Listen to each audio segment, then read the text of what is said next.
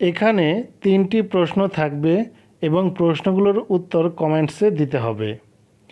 1 নম্বর প্রশ্ন, 361 ভাগের 289 কী ধরনের ভগ্নাংশ? ক প্রকৃত, খ মিশ্র, গ দশমিক, ঘ পূর্ণবর্গ।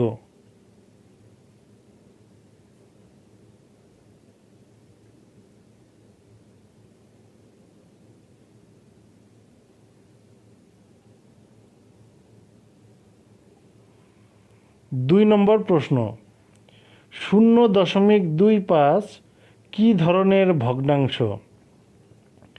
ক স্বাভাবিক, খ পূর্ণবর্গ, গ অমূলদ, ঘ ঋণাত্মক।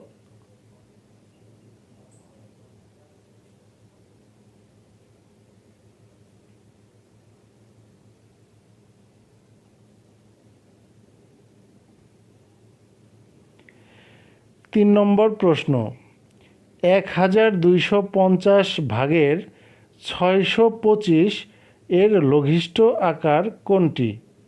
ক 5/4, খ 7/5, গ 2/1, ঘ 3/2।